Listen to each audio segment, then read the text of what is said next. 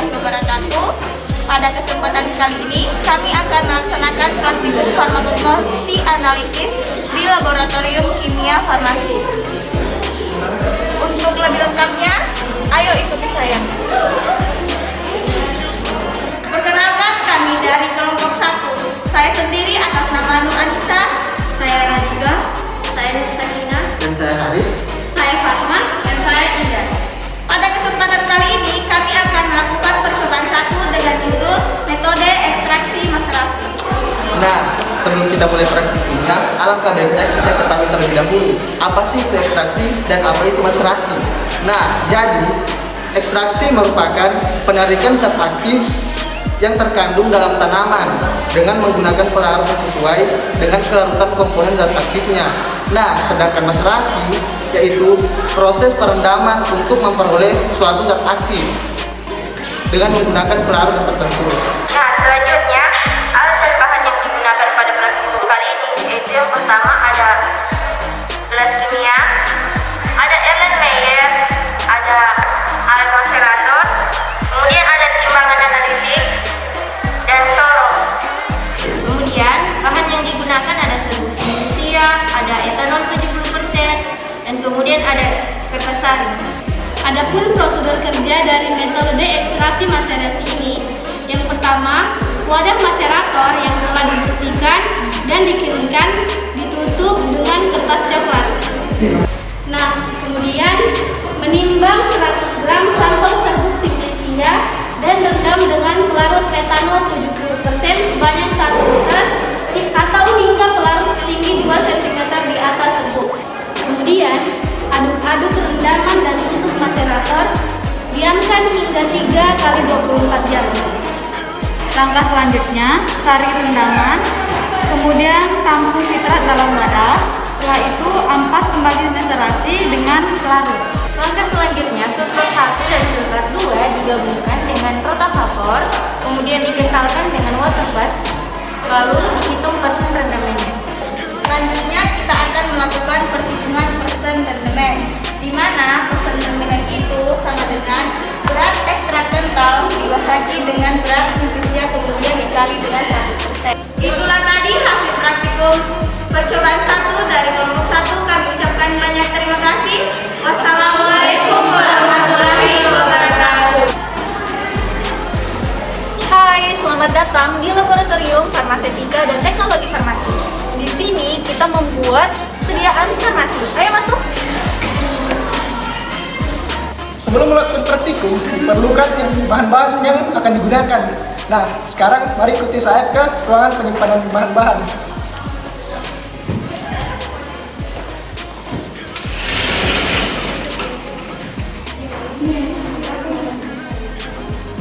Di sini adalah ruangan penyimpanan bahan-bahan yang akan digunakan selama praktikum.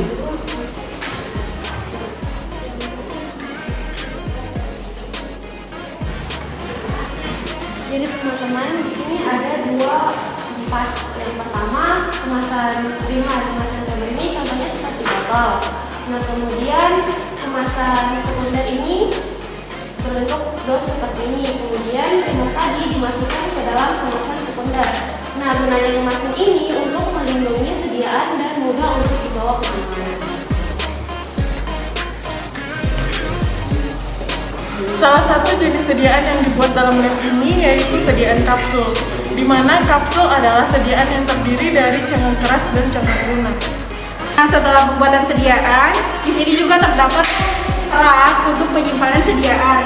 Contohnya seperti tes mata, terus pulvis, ada pulveres, terus ada sirup, ada emulsi, dan lain-lainnya. Sekian pengenalan lab Farmasetika dan Teknologi Farmasi. Goodbye. Oke teman-teman, selamat datang di Laboratorium Fitokimia Farmakognosi. Dalam laboratorium ini kita akan melakukan identifikasi senyawa tanaman. Untuk lebih jelasnya, ikuti saya ke dalam. Assalamualaikum warahmatullahi wabarakatuh. Perkenalkan, kami dari kelompok 3. Saya sendiri Wisnawati. Saya Dinda Marcelina. Saya Nurul Fatma. Saya Tilu Eka Melania. Saya Dinda Martina. Dan saya akan Relieto. Kami dari kelompok 3 akan menjelaskan tentang kromatografi lapis tipis, yaitu pada percobaan 3. Selanjutnya KLT. Apa itu KLT?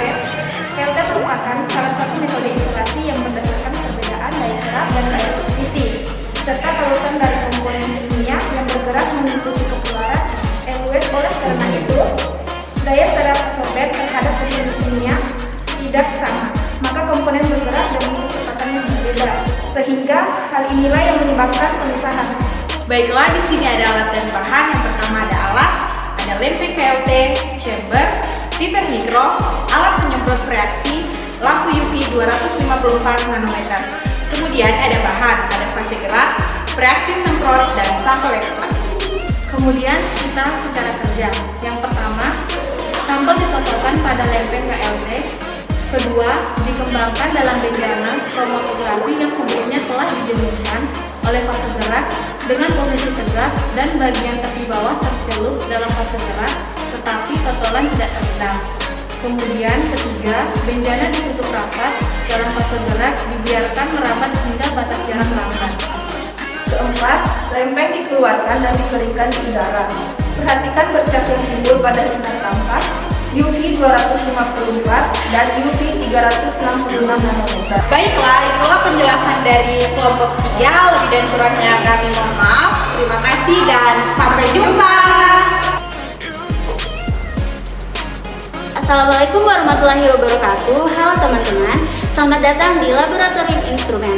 Berangkat dari praktikum kami mengenai kromatografi lapis tipis dan juga analisis kuantitatif senyawa alkaloid. Untuk lebih jelasnya lagi, yuk ikutin keseruan kami. Kami dari kelompok 4. Di sini kami akan memperkenalkan diri kami masing-masing. Dengan saya sendiri Agung, Dan saya Sikohi Ningsi. Saya Fitra Zairaka. Saya Novia Tindarocho. Saya Rita Sintia. Dan saya Hamzah. Di sini kami akan menjelaskan mengenai analisis kuantitatif alkaloid.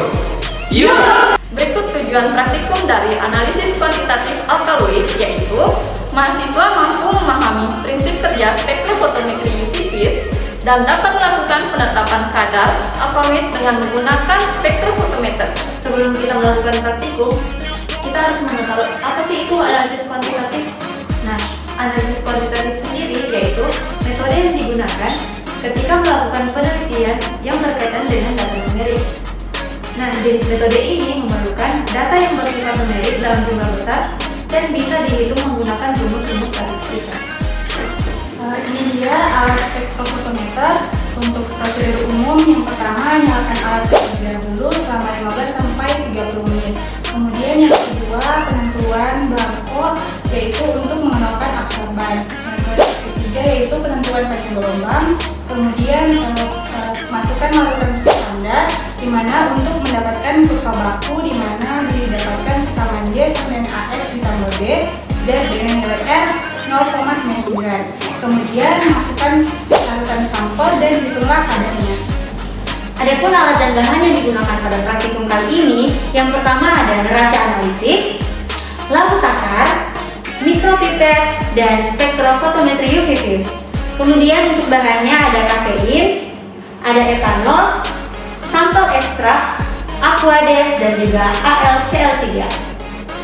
Selanjutnya ada cara kerja penetapan kadar flavonoid. Yang pertama, pembuatan larutan baku quercetin 1000 ppm ditimbang sebanyak 10 mg quercetin, kemudian dilarutkan dalam 10 ml etanol dalam labu tentukur. Yang kedua, ada penentuan panjang gelombang maksimum, diambil sebanyak 1 ml larutan baku, kemudian diencerkan dengan 10 ml etanol dalam labu tentukur. Kemudian dibaca absorbansi pada panjang gelombang 400 sampai 500 nanometer. Ketiga, ada pembuatan kurva baku quercetin.